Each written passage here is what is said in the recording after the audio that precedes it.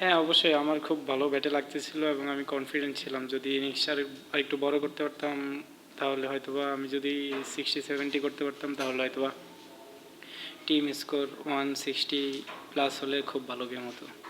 অবশ্যই আফসোস তো থাকবেই, কারণ আমরা কিন্তু দুই টিমেই এখন টপে আছি। আমরা যদি এই ম্যাচটা জিততে পারতাম তাহলে হয়তো বা নাম্বার ওয়ানে শেষ করতে পারতাম। সো এখন আরেকটা ম্যাচ আছে আমাদের, আমরা লুক ফরওয়ার্ড দেখি নেক্সট ম্যাচটা যদি জিততে পারি তাও আমরা 1-2-তেই থাকবো। না, আমরা চেষ্টা করেছি যে শেষ পর্যন্ত নিয়ে যাওয়ার গেমটাকে, যেন যত লম্বা করা যায়। এখানে রান রেটেরও কিছু ক্যালকুলেশন আছে, সো আমরা চেষ্টা করেছি যত লং করা যায় একদম শেষ ওভারে গিয়ে শেষ করার।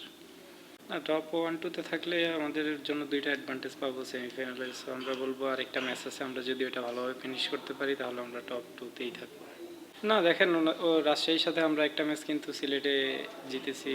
আজকের ম্যাচটাও খুব ভালো ক্রিকেট হলো। সো আমরা বলবো আমরা যদি ভালো পারফর্ম করি মাঠে, অপোনেন্ট যে কেউ হোক না কেন ভালো খেলা হবে। রাজশাহী ভালো টিম, আমরাও ভালো খেলতেছি।